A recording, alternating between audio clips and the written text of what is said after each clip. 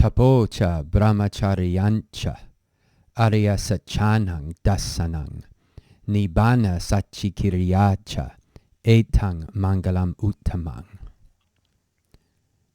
Devotion, morality, self-control, and the divine way of life. The perception of the truths of the noble ones. The experience of nirvana. This is the highest blessing. So again, this is similar in structure to verse 10. We have two nouns here in the nominative case. Then we have this noun, and there is a genitive plural here, a neuter genitive plural. We'll come to this in a minute, but I'll just say that this really would have an at the end of it. Sometimes this happens in poetry where that just falls out for metrical purposes, but we have to understand this as ariyasaccāna.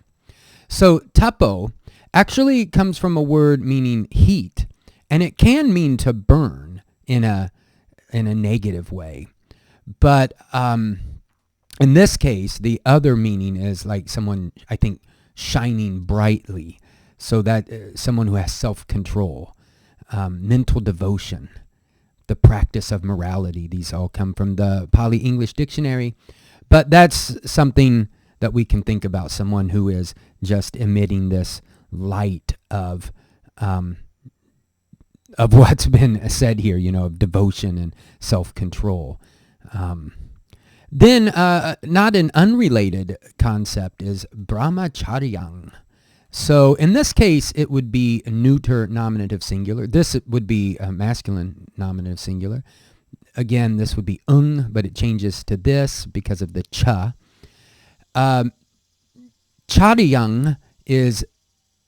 comes from like charati, to walk. Here it has this expanded meaning of how you walk through life, the way you lead your life. And so that is sort of qualified here. What kind of life? A Brahma-like life. Brahma, the highest God, a God of love, really. So a divine way of life. And this can mean chastity. It can mean a lot of things. But I think the overall concept is just the divine way of life. Now, we could think about how Brahma lives his life, and then we would, we could fine-tune our understanding here, but just in general, a divine way of life. Then we talked about this one in verse 10, dassanaṃ, from dassity, hypothetical present verb dassity, to see, here meaning the viewpoint or the perception of. And as we said, this has to be genitive plural, neuter genitive plural. I'm having a hard time saying genitive today. So really, I think what this is standing for is the Four Noble Truths. Sacchani, it would be chattari sacchani, would be like the nominative, the neuter nominative plural. And it's of the Aryans. And we talked about the Aryans earlier, the noble ones. So in this sense, again, when we think about the noble ones, we're not talking about the rich or the elite in a sense of wealth and power. We're talking about those who are elite in that they're leading the spiritual life.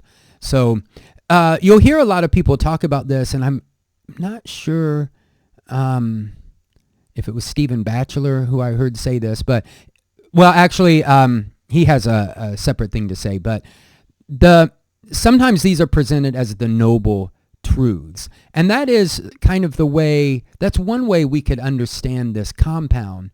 But I think it's better, and this is not my own, I did not come to this conclusion on my own, but it's really better to understand this as the truths of the noble ones. And of course, in the compound, we wouldn't get a difference that way. If we had like ariyasaccāna, that would be very explicit. But it's not so much that the truths are noble. They are, and I suppose we could think of them that way. But it's that the truths of those who've been on not just the spiritual path, but specifically the Buddhist path, who understand the four noble truths, the four truths of the noble ones, having to do with suffering, its origin, its cessation, and the path to its cessation. And then if you think about that, if that is really like understood and put into practice, then this next one makes a lot of sense. So this is another compound here, sacchikiriyā. It's really related to sacchikaroti, like to experience for oneself. Here, like the realization, experiencing for oneself. And what are we experiencing? Nirvana. We have a long playlist on nirvana, so I'm not going to talk a lot about that here.